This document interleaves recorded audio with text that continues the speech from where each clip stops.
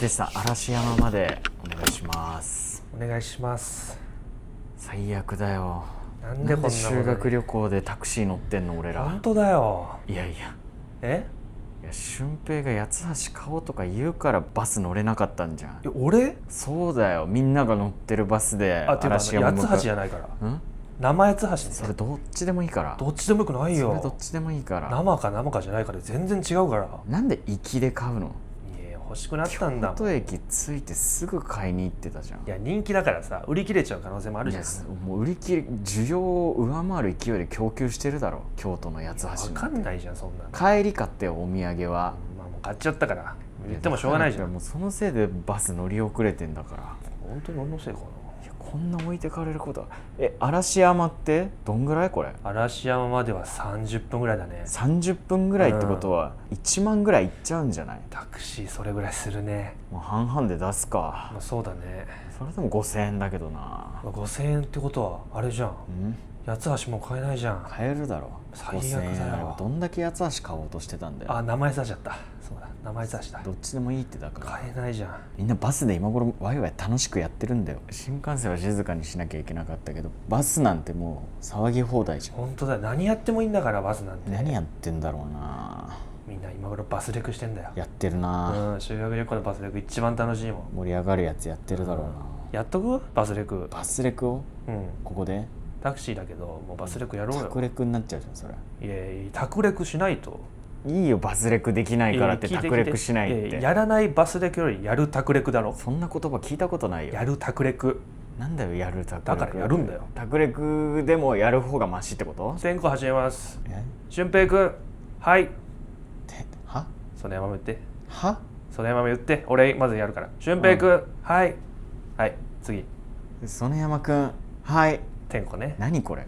天子じゃん。天子いらないから別に。いるだろ天子修学旅行。なんでバスレクの1個目天子ね。あれレクに入れんなよ。あれから始まるんだから。あれから始まるけど、だとしても自分の名前言ってはいっていうシステム何それ？先生役もなんで今自分たちやったの？いやテンション上がってるからさ、バスレクの時。あんまないよ、自分の名前を言ってからはいっていうタイプ。それ俺だってタクレク初めてだからさ。いやそうだけど。じゃああれやるか？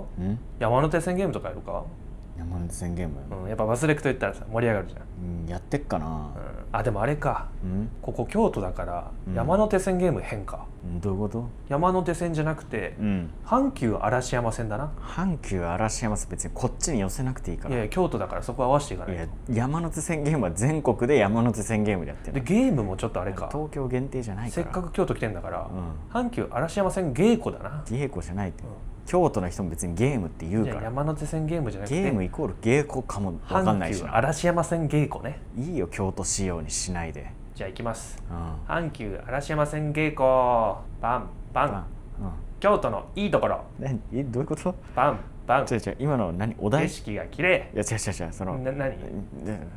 一個ずれてるわ。何が？阪急嵐山芸妓イエーイ。お題はで、京都のいいところでパンパン景色が綺麗なのに、阪急嵐山線ゲームパンパンって1個目の回答みたいに京都のいいところパンパンってなっちゃって。ちょっとテンション上がってるからさ、修学旅行で変だって。許してよ、ついてきてよそこは。ごめん、そっち俺が悪いの。分かった。せっかく盛り上げようとしてんだから今。景色？そうだよ、景色がいい。景色がいい。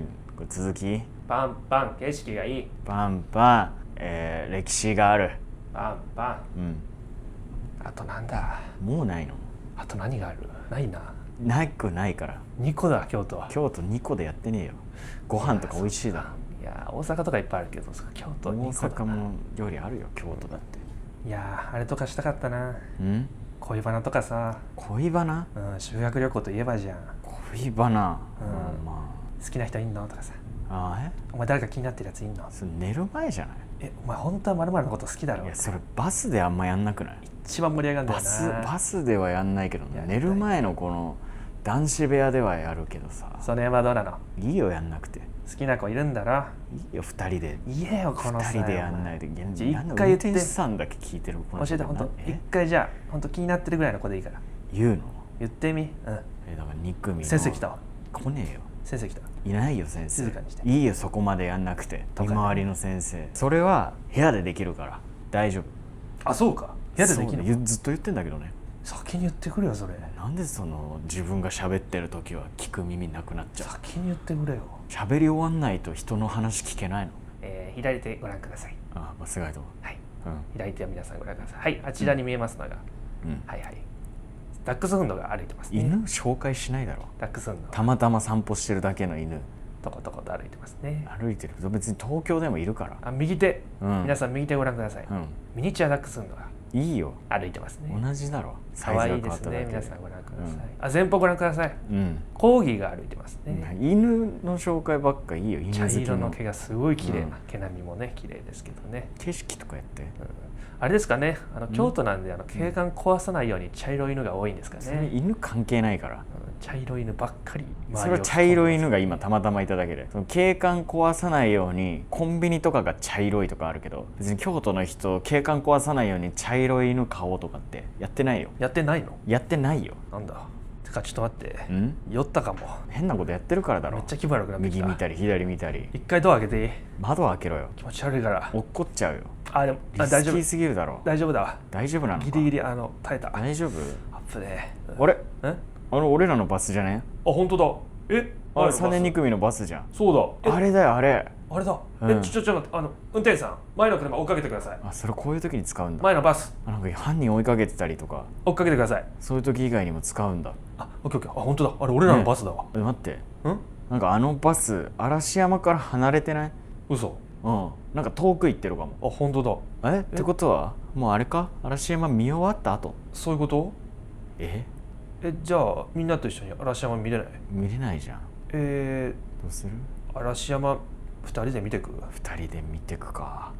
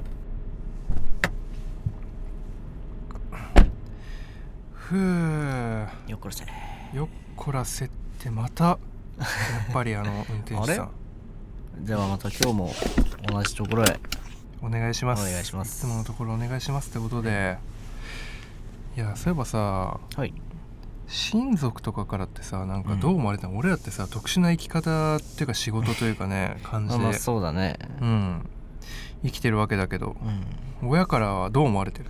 俺はまあ応援してもらってるっすけどね、言うて。もう学生の頃にプロというか契約があって、まあその時に親に相談、最初はねゲームやってることをもう喋らずに黙ってやってたけど、そうなんだ。そうけどまあそのタイミングで相談してからは、まあ、割と応援してもらってるかなって感じ、ね、あ、そうなんだ、うん、割と最初からもうじゃあ確かにね学生の頃から強すぎてなんか大人から話が来てみたいな、いやそうなったわけだもんね、最初はでもなんかゲーム嫌いだから親、もうそうなんだ、ゲーム嫌いでもやんなみたいな感じだったからなんか最初ははみたいな感じだったけど、なんか徐々に、うん、なんかその大会で勝って招待でホテル無料で泊まれんぞみたいな話とか、プロなるぞ海外行くぞみたいな話になってくるとさすがに親みたいになるから、なるほどね、まあなんか結構実力でちょっと半分黙らしたみたいなところはある。おお、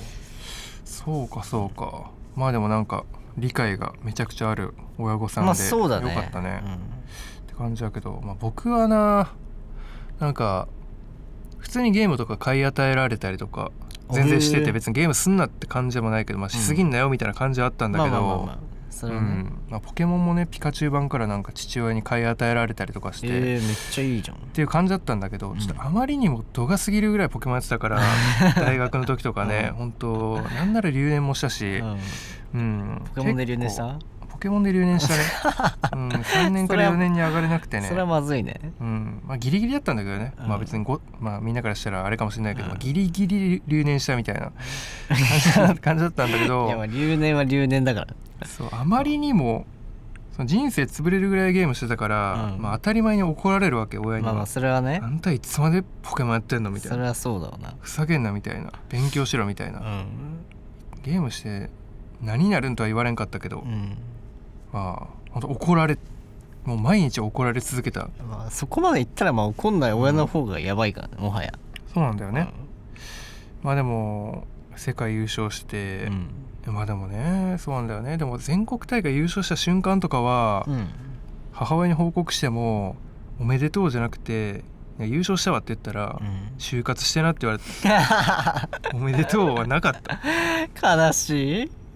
まあなんか一回それがね、まあツイッターとかでなんかバズったりとかしたんだけど、その母親のリアクションが面白すぎてねっていうのもあったりとかしたんだけど、まあ実況者として本当会社員も辞めて、まあ最初は本当不安がられたにも程があるけど、それはね、まだ大丈夫みたいな感じになってたけど、まあ軌道に乗り始めて、まあ動画も配信も競技も、まあ、頑張ってはいるから、まあ、自他ともに認めるレベルで頑張ってはいるから、まあ親もとうとう認めてくれ始めて、まあ、今では結構応援してくれたりところまではいけたんだけども、よかったよかった、まあやっぱ最初はね暴れすぎたから、留年してね。まあ最初はそんなもんよね、言うてもやっぱたかがゲームですからね。まあそうよね、親世代からしたら特にそうだとは思うけどね、お前ら何言うてんねんっていう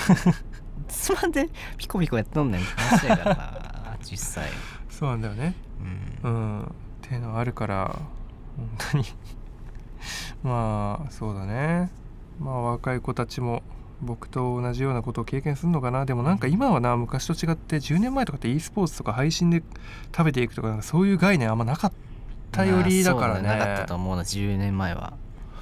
俺ですらギリな瀬戸際みたいな感じだから、多分そうか時代的には。まあそうだよな。まあ今の子たちとかなんかもうプロゲーマー目指してゲームやるぐらいの子もいたりするのかもしれないけど、まあ本当に、まあ、留年はしないようにねしてほしいけどね。ほんまにあかん。俺も高校留年しそうだったからね。あ、そうなんだ。全然。まあね、俺それで言うと高校も留年しそうになったポケモンで。ポケモンいやポケモンだね。モンハンもやってたんだけど、終わってるね。めちゃくちゃやったけどね。そうだね、高1でモンハンとポケモン死ぬほどやって、そうだよな、本当に4者面談わかる？4者面談？普通3者面談じゃん。担任と俺と親、学年主任が来て4人になる。何それ？やばい生徒に行われるやつだね、4者面談は。知らない？初めて聞いた。じゃあ全然留年しそうじゃないじゃん。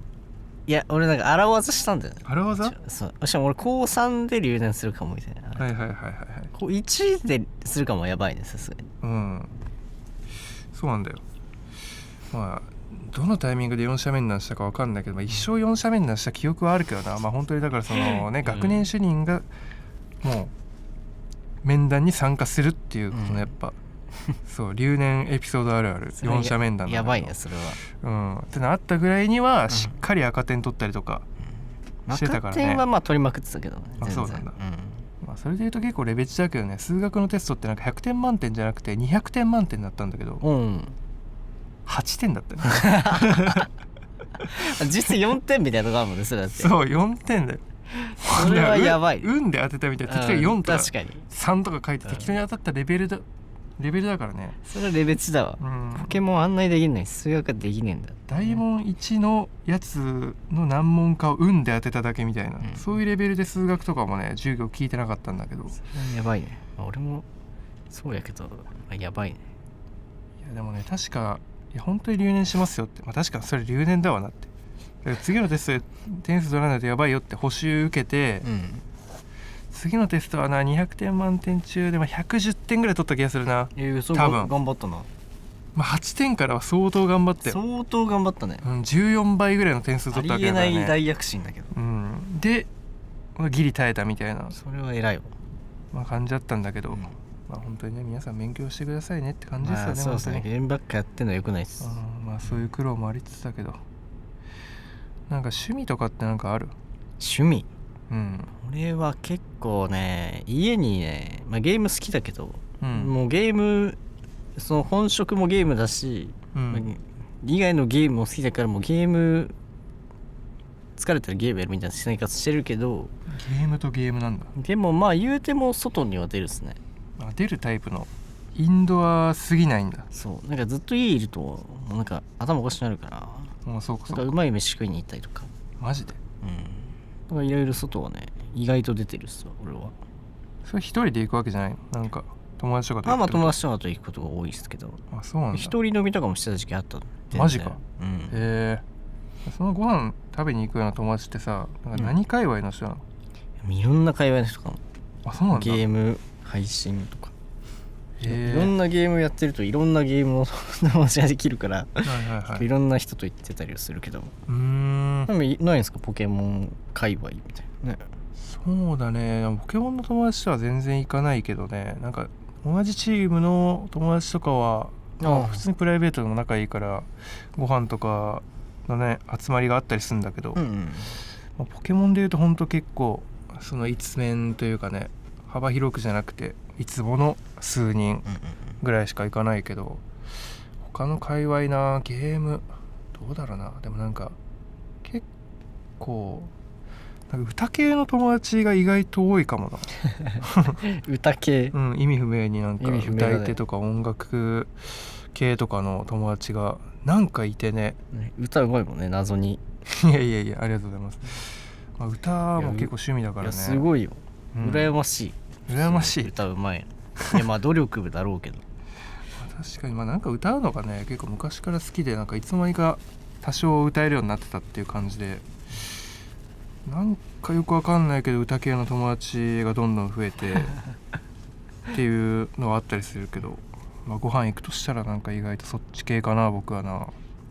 そういうのでも大事だけどね。まして外出ないとマジで頭バグんないですか？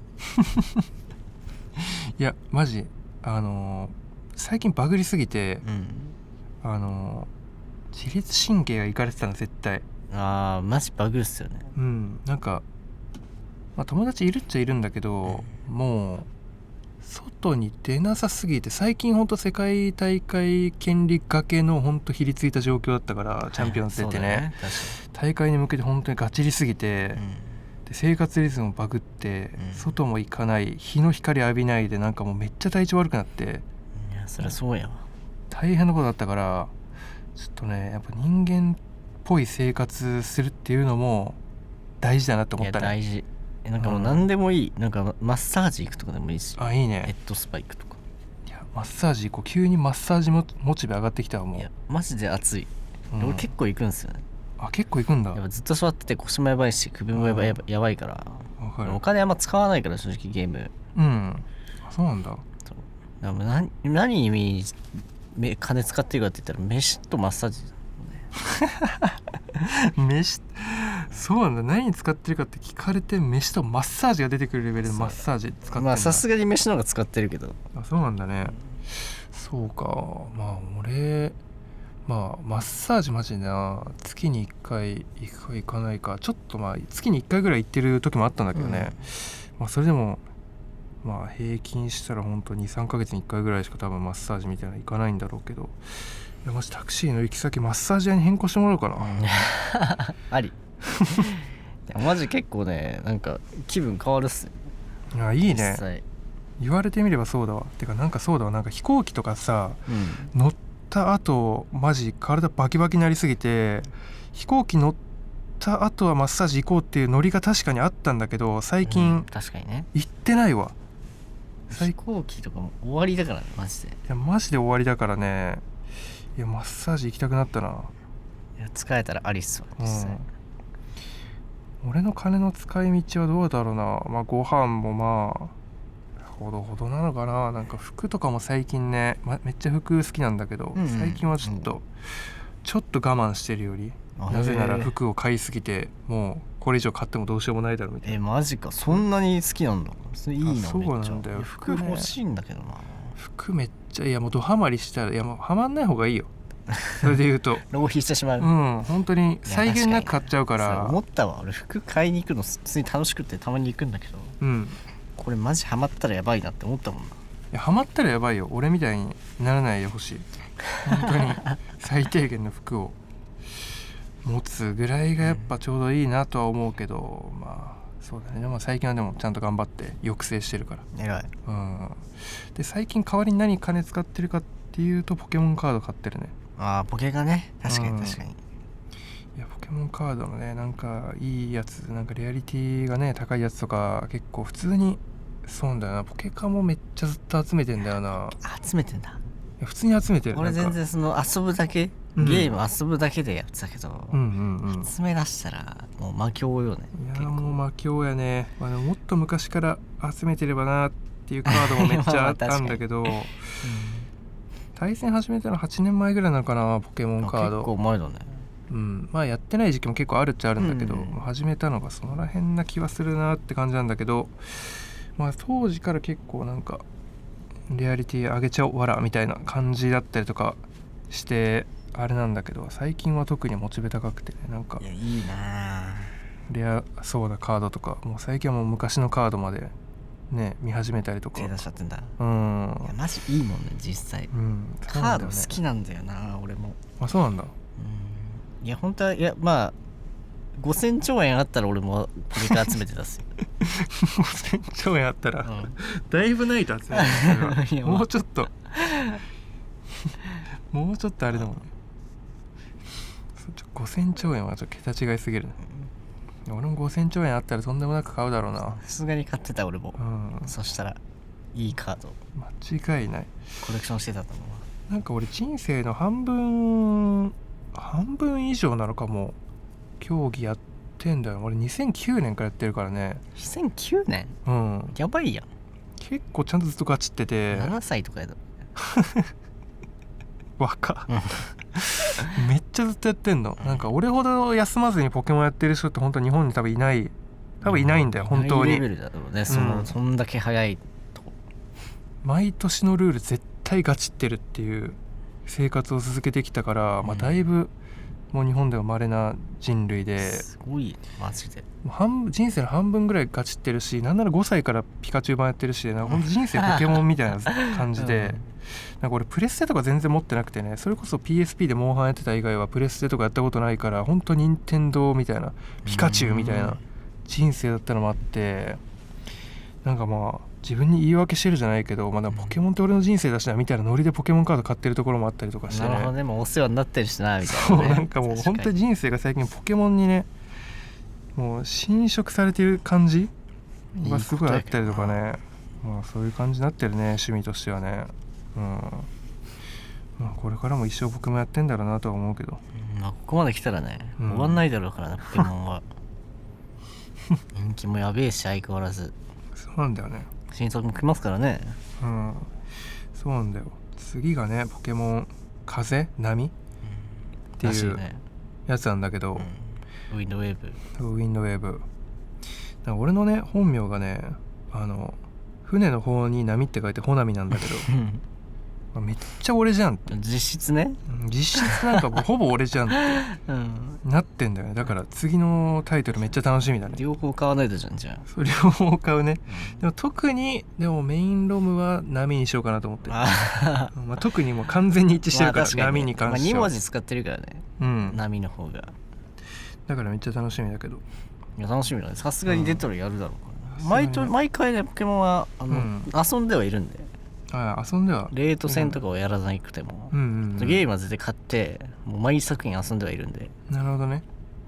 俺もね大好きなんで、ちゃんとポケモンは。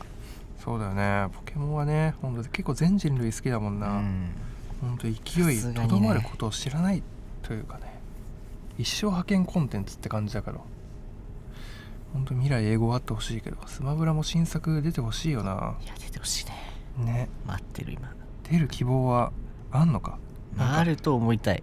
なんか俺の友達のスマブラやってる人とかはさ、なんかもう今回の最新作のスマブラ、8年前とかなのかな、でもめっちゃすごい集大成というか、なんかすごいコラボでなんか実現したみたいな感じっぽいじゃん、なんか。まあそうだね。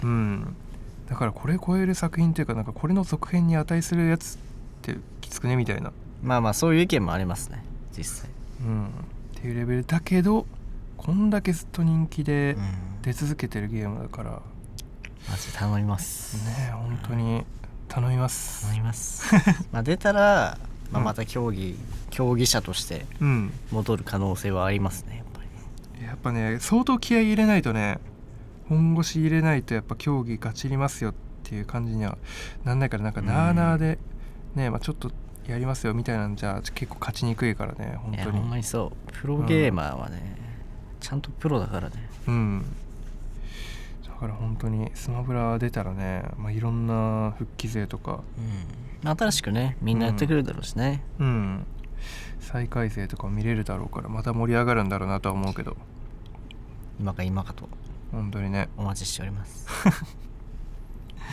スマブラ新作出たらすごい勢いだろうな。いややばいだろうね、正直めっちゃやばいだろうね。8年ぶりだ。8年前ってなんかもう YouTube とかも今ほど盛り上がってはなかったんだろうしね。Twitch とかもやってる人いなかったんじゃない？言い過ぎか。8年前なんてやばいよ。てか8年で俺ゲーム変わってないのにさ、桜井さん見てスマブラ始めましたってさ、多いオフ大会にですらやばいでしょゲーム変わってないの。ゲーム変わってないのにやばい次回作出てたかなら分かるじゃん、前のやつ見て始めてとか、違う、普通に今のゲーム見て始めたやつ普通に大会来てんのやばい、時間経ちすぎてなんか俺もねちょいちょいはなんかビエラさん見て始めましたとか言ってもらえることあるんだけど、ザクレさんもすらねそういう感じあるだろうと思うけど、なんかそれ嬉しいよね。なんかいや嬉しい、そこまでなったかっていう感じはあるけどね。本当にね。なんかザクレさんがさ、そのスマブラ始めた瞬間とかって、なんか憧れのプレイヤーとかそういうのいたの？俺が始めた頃からもうブヨブヨしてるプレイヤーはいたっすね。全然どんな人なんだろうね。なんか俺の昔の記憶だとアムサさんとか昔から強いみたいな。でももうアバダンゴとか俺も言うて結構、振動枠だったから。振動枠ね。俺が本当にまだ競技始めた瞬間の時も、知ってそうなあたりだともう本当アバダンゴとかは当時から最強格だったんですけどね。やっぱ最強だったんだ。なるほどね。そういう感じか。なんかね、俺が始めた時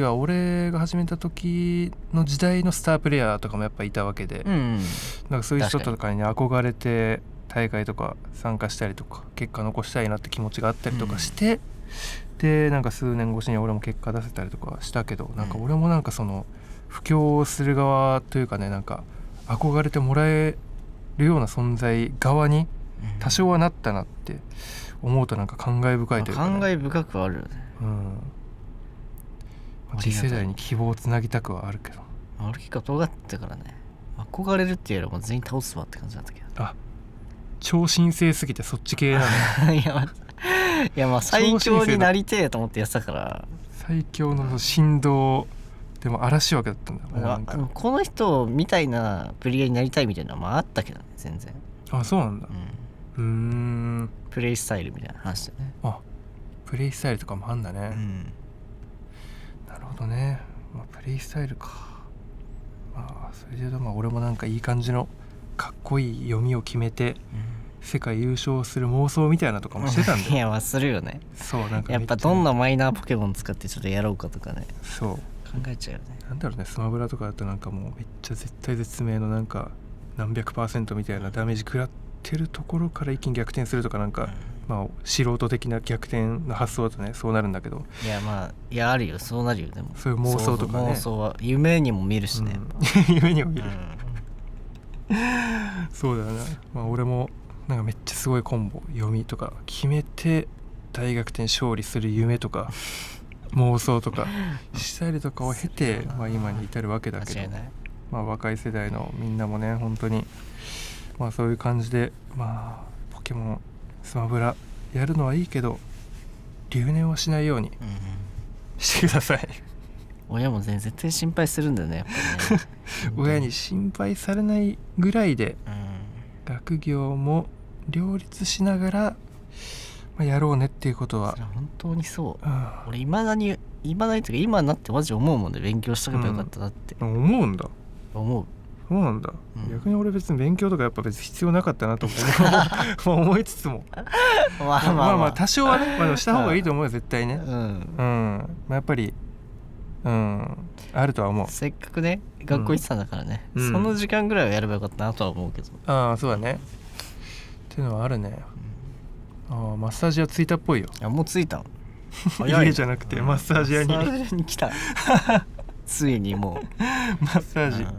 ゲーマーは体資本ですからね。そうね。じゃあ90分コースでいきますか。ありがとうございます。今日もタクシーのあんちゃん、タクシーのうんちゃん、いつもありがとう。いつもありがとうございます。はい、お疲れ様。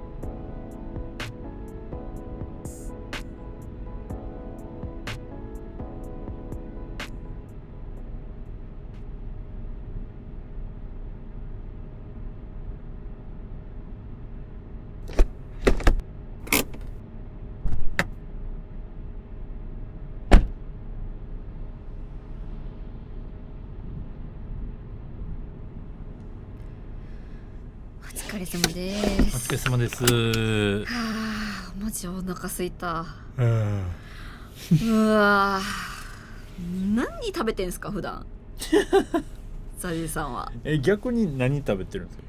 僕本当にこう飯系の話とかしたら本当にファンの人に食べてなさそうみたいな。いや確かになんか細いし、なんか細長いから、イメージがね、あんま確かに食興味ないのかなってパッと見見えますけど、でもあれですよね、料理めっちゃ好きですよ。好きですよね、食好きですよね。食好き。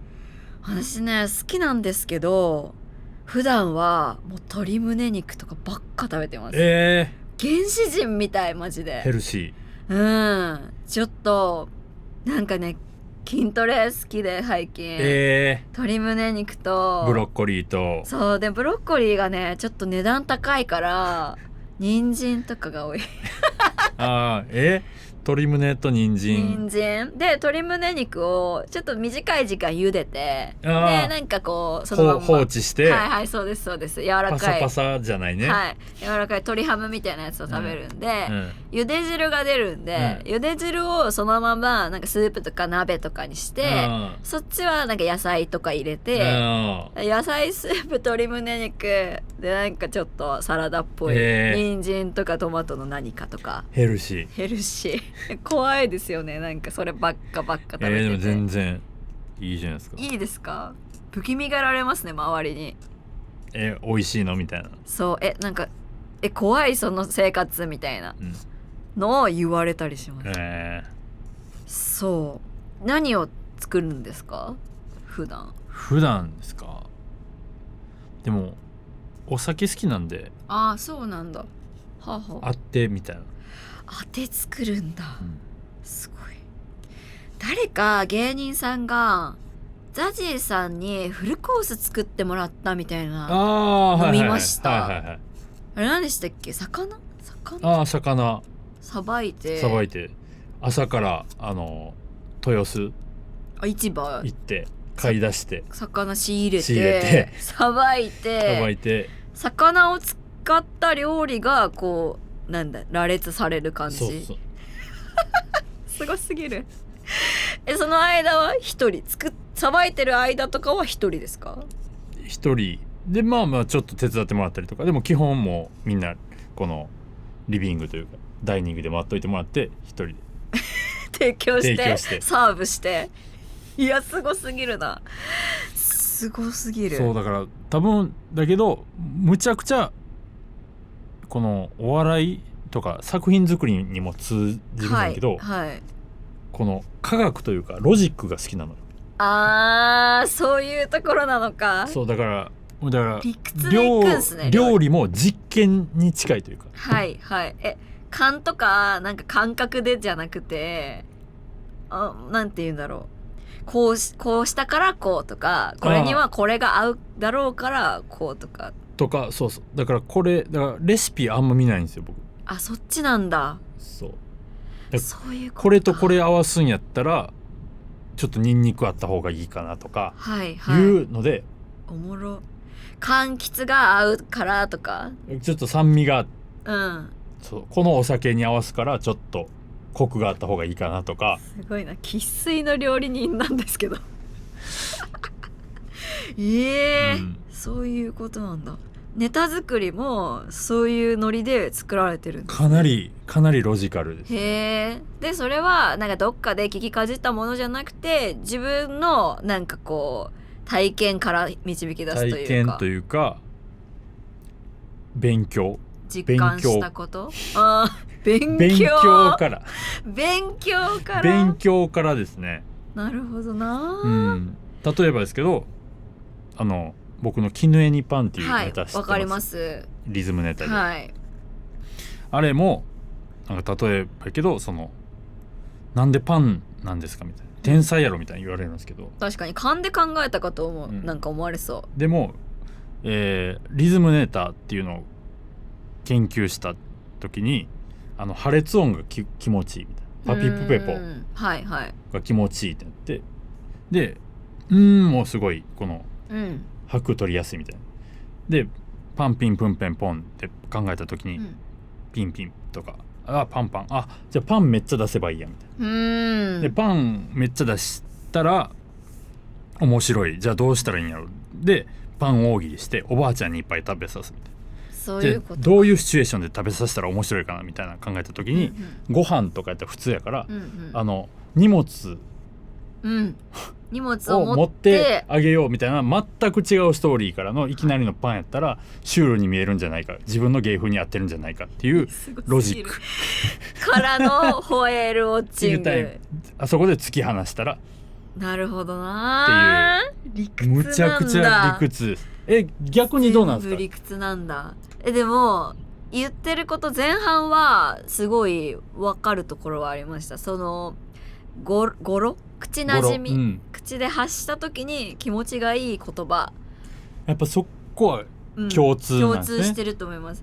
でその口の馴染みがいいのは、まあ、全体通して口のこうなんていうんだろう、こう発音して気持ちいいのが、全体通してじゃなくてこの部分は絶対こういう風がいいみたいな、この発音がいいとか、その曲に対してこうビートが先にある状態の時に、この部分は絶対こういうなんか発音のことをしたいっていうのを先に考えて、それに合うようにそれこそ50音表とか見ながら探したりとか、あとなんか自分の中で韻ノートっていうのがあって、韻を踏む言葉をなんかこう羅列して辞書みたいに自分の中でしてるのがあって、なんかうみたいなので、なんか最初は X でなんか XIAXIXU みたいなで、そのなんかうとかなんかそういうのを全部こう辞書っぽくしてて、それ見たりとかで、まあ、考えて、まあ、足したりとかして作っていくみたいな、そう理屈かも。結構やってること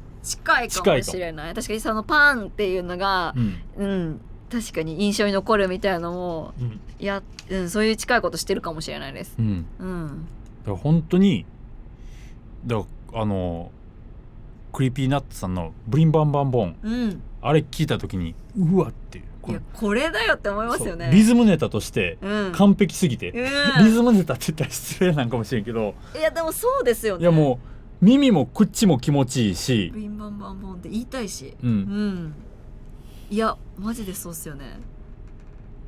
いや音もねすごい気持ちいいし、そういや結構ラップはリズムネタかもしれないな。じゃあ BPM とか考えます？ BPM も考えますね。なんかちょうど前に出したアルバムが、みんなを鼓舞したいみたいなのがテーマにあって、最初にみんなにやる気を出させてもらいたいっていうのが、出してもらいたいっていうのが核であって、じゃあどういう言葉がいいかっていうのは、まあ、確かに考えやすいけれども、曲は機能的である方がいいみたいな、その速度とかが。でランニングしてる時はこういう速さだし、歩く時はこういう感じで、カッポしてる時はこんな感じだしとか、そういうとこから考えたりとか、そういうのを一緒に曲制作してる人がいるんですけど、まあ話し合って、まあ、機能的な、あくまで機能的な音楽とか、やったりしてましたね。 BPM そうね、発音そうっすね。もう早いのしか流行んないですからね今ね。そう見えますじゃないですか。ザジさんは音楽聴きます？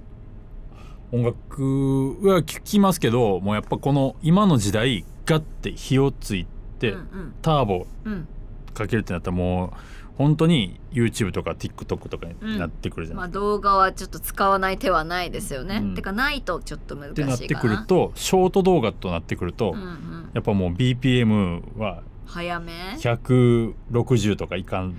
150、160とかないと。そうか、そう見えるんだ。そうですよね。早い曲が流行りがちですよね。実際曲は早い曲流行ってますよね。だってもうなんかもう久しくこの、みんなが知ってるぜみたいな、もう BPM110 とか190とかなくないですか？バラードとかね、確かに香水以来ないか。8の香水以来がもうラストぐらい。ラストゆっくり曲流行り。令和になって10曲もない。みんなが知ってるゆっくり曲ね、確かにいないかもしれない。この20代で流行ってるとかはあるかもしれないけど、この40代50代まで届いてる、大衆的な人気曲になったゆっくり曲はないみたいな。でもそうかも。私たちはラップを作る時に早すぎたら意外と受け取ってもらいづらいかもねっていう話は最近はよく知ってますね。これはすごい、またポップスとは違うと思うんですけど、いくらでも早い曲が好きだし私自身は、作りたいんですけど、やっぱりちょっと尖った曲っていう風になるなっていうのは早すぎるとそうって思ってて、でラップっていうジャンルがそもそも少し大衆的じゃないというか、若干ニッチというか、分母がちょっと減る中でさらにむっちゃ速いラップどうかなみたいなところで、あくまで聞こえる程度、歌詞聞き取りやすい程度にとどめるのがいいのかなとかは、なんか最近はまあ議論しながら作ったりとかはしてますね結構そういう作り方かもしれない、なんか割と勉強って言ってましたけど、ゾデさんは勉強っていうのとは違うけど、感覚で検証となんかこうやってみて、そうそう議論みたいな、実体験とみたいな、そうっすね。そういうのはあれですか、もう一人でもう部屋にこもってやりはるんですか？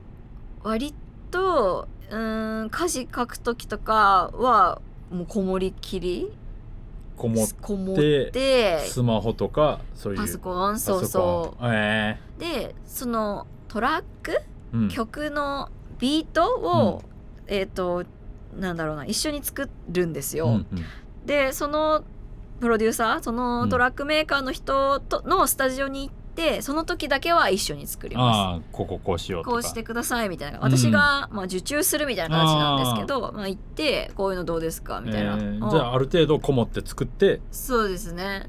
でそこ行って作ってもらって、また持って帰って一人で歌詞とか全部仕上げるみたいなのはもう家ですね、かなりね。時々カフェ行って、歌詞だけとか、どうですか？でもさすがにフリップだから家か。いやでもほぼほぼ台本できるまではカフェかも。あ、そうなんですね。カフェ行っていろいろ考えて。じゃあ文字が先なんだ。完全にテキストが先。でもテキスト作らないかも僕。絵コンテ？絵コンテも脳内かも。どういうこと？じゃあ何が手元にあるの？メモからできるんだ。ここからここに行ってみたいなで、脳内で映像が完全にできてるから。へえ、面白い。なんかアナログ人間でもないっていう、なんかめっちゃ不思議なんですけど、メモしてて、これがこうなってこれがこうなってみたいなで、ちょっともうワード、言いたいワードだけ、絶対言いたいワードだけメモして、さっきで言ったらパンとか絹江にパンパンとかそれメモして、メモの中には絵柄はないんですか？絵はないの？書いてみるとかもたまにあるけど、でも大体映像が自分の脳内でショートアニメみたいなのができてて、それを切り抜いて絵にしていくイメージかも面白すぎる聞いたことなすぎ、なんかその私だったら絵を一旦どっかに保管しときたいっていう気持ちになると思うんです。その脳内の絵が忘れちゃうかもしれないし、今この瞬間はめっちゃいいビジュアルができてるんだけど、ちょっと変形しちゃうかもとか思って不安になって、絵にしたい今って思うかもしれないなって、それはないんですか？でも書いてみて面白いかみたいなのは書くけど、でもなんかそんなにしっかり書かないかもね、絵コンテみたいな。じゃあ一旦はつるっと全部できるまではメモ&脳内でカフェはしご。はしごなんだ。カフェはしごです。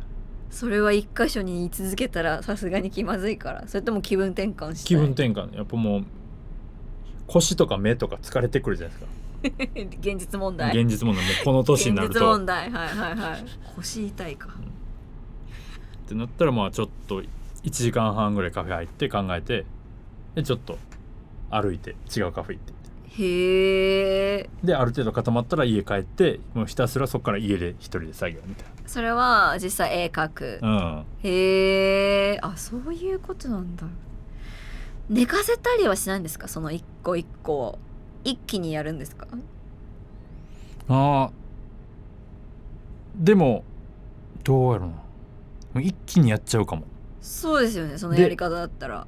で意外とこの一曲作るときは一曲集中ですか？いや、複数個並列で作ります。で寝かせて一回作ったやつが本当にいいやつなのかちょっと寝かせて確認したいみたいなのがあって、全然一気にはやらないです。それで言うと僕多分かなり特殊なんですけど、3つぐらい並列して今の脳内とかのやり方なのにやってたら、なんか行き詰まる時あるじゃないですか。こっからどうすんねんみたいな、時に合体させたりとかするんですよ。この設定無理やりこっちにつなげたらなんか意外とだからその時ってそのなんか自分では思っても見ないものができたりするから。はいはいはい。まあ確かにそれは音楽では無理だな。多分無理だな。だって言いたいこと違いますもんね。そうメッセージ性が違うから。そうテーマ違うし、なんかその理屈的なことキーが違うとかなんかあるんですよ。曲の何か都合があるんで、それはねできないかもしれないな、基本的には。おもろ3個進めて合体させる。合体させるとかありますね。3個進めたら忘れちゃいそうですね。それぞれそのやり方で私がもし進めたらメモと脳内で3個進めるっていうのができないかもしれない。かなりなんかこうどっかに貯めといて後で見るとか、なんかこう忘れないようにする工夫みたいなのが必要な気がするな。すごい面白い。そうですね、そんな感じで。じゃあ日常結構家にカフェ行って家帰ってだからライブとか出るじゃないですか、それ以外はあんま外に出ない？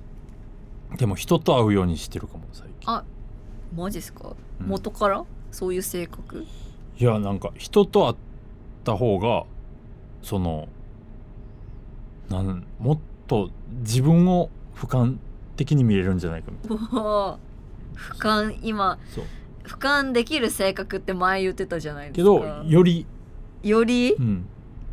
そっか。確かに人と話して自分が知れるみたいなことはありますね。こんなこと思ってたんやとか引き出してもらったりとかね。人とね話さないとみたいな。人と会うようにはしてるかな最近意識して。へえ。それはまあでもそっか。ネタ作りとか、活動について、脳が活性化されるみたいな感じなんですかね。もうそうやしずっと一人でいるとさ、なんかこのうちにしか目がいかないから作品とか自分の内面に、それもいいことないけどそればっかりしてたら、なんか人間ってなんか無駄に悩むじゃないですか。いやあります本当にちょっとやっぱ忙しいぐらいがいいというか。そうなんかなんつうのかな、この人と会ってこの人と会ってとかしてると動いてると、悩みっていうのが、でも悩みはいいんですけどね。悩みはいいんですよ。悩みはいい。それなんかまた本にあったんですか？いや本に書いてあったんですか？これ最近僕が生み出した悩みはいい。なんか最近ここ 2,3 年哲学みたいなのにハマってて、哲学書みたいなのいっぱい読んでるんですけど、なんかこの悩みっていうのはこのゴールとか目標とか思い描いてるいい自分が慣れてない今の自分とのギャップがあるから悩みっていうのが生まれるわけじゃないですか。そういう感覚はありますね。結婚してる幸せな自分を描いてて、できてない自分がいるっていうので結婚したいっていう悩みが生まれるみたいなことで、この目的地と自分の今の現在地とのギャップで、これでこの距離を埋めれてないことが多分悩みなんですよ。近づいてったらそれは普通に悩みじゃなくなっていってるというか、この距離をが悩みなんですけど、ってことはですよ、悩むとかその悩みがあるっていうのは目的地があるっていうことだから、これはその自分の可能性を見出してるっていうのですごいいいことなんじゃないかという。自分はそこに行けるだろう、行ける可能性があるのに行けてないっていうのが悩みやから、そっか、悩みがあるっていうのは自分の可能性を信じてるっていうことなのか。そう可能性を自分の中で感じてるってことやから確かに気の持ちようだなそれってどうなんだろうな。でもどうなんって思う人もいません？なんかその例えば今の例だったら、結婚したいとかの、結婚できるみたいな。いやでもちょっとなんか考え方を変えれば別にあなたの今の状況もいいんじゃないのみたいな。結婚したい、出会いたいみたいなのがかなりなんかその人を苦しめてるとして、いやいやいやみたいな、ちょっとなんかちょっとね別の場所にでも行ってみればみたいな、気分転換してみればみたいな、その理想の自分に縛られすぎてる人はいると。そうそう、そういうなんか固まってる人も いますよね。もうこうしないとダメみたいなね。ちょっとなんか、まあ見方によるんでしょうみたいな。芸人でもいるわ、なんかいますね。なんかもう俺はもう M1 優勝するんやみたいな。至上主義だ、賞レース至上主義みたいなとかもあるし、もうこれはしないと絶対みたいな。なんかそんなんじゃなかったんやんって思わないですか。このなんか、オーディションとか受けてあるじゃないですか。なんかそうね、思います。楽しくやりたかったのに。賞レースもあるけど、そのサバ版みたいなのもあるけど、まあ再生数とかね、再生数が出てないから、ショックみたいな、とかに縛られるのは悲しいなみたいな。特にだって音楽って本来そんなもんじゃないしみたいな別にいいとか悪いとか、そのクオリティに差はあれど、どっちの方が上位とかは本来ないですから、存在しないんで。お笑いもそうなのよ。ですよね。その面白いなんて感覚は人によるし、歌もそうじゃないですか。それぞれじゃねみたいな、そのなんか音程が合ってるかどうかみたいなのでこう競技化される時はありますけど、まあでもそれって別に一側面でしかなくて、別に重要でもないし、よし悪しではないからなみたいな。このどんだけ刺さるかじゃないですか。いやそうですよね。どっかにはいるんですよね、この音楽性が、このお笑いの変わったお笑いが刺さる人とかがいて、だからこのみたいな話じゃないですか。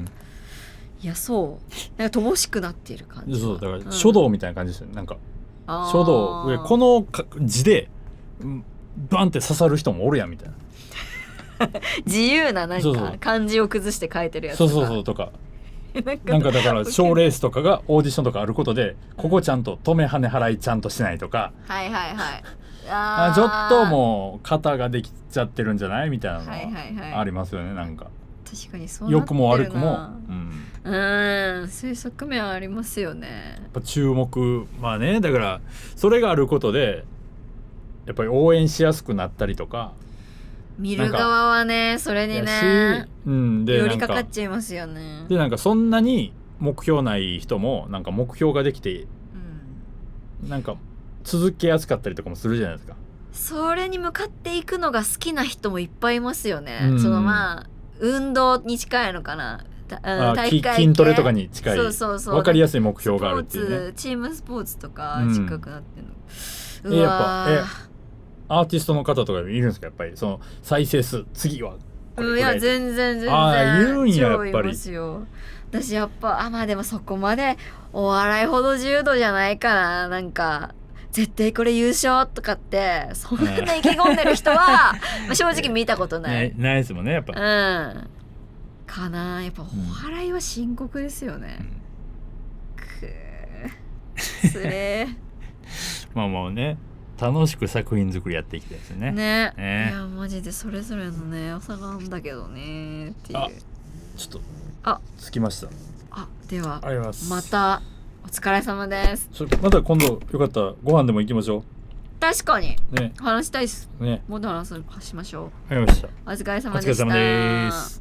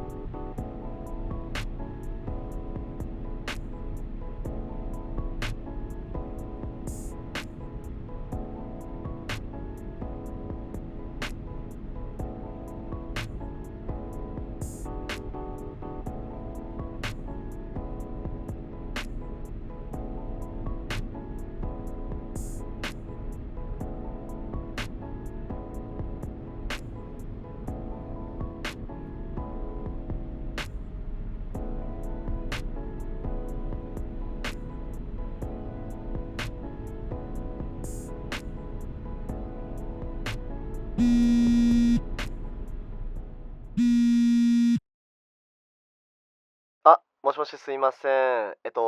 タクシーを1台お願いしたくて。あ、はい、そうです。交差点、わかりますか？そこの交差点で。はい。あ、そうです。首振ってます。あ、お願いします。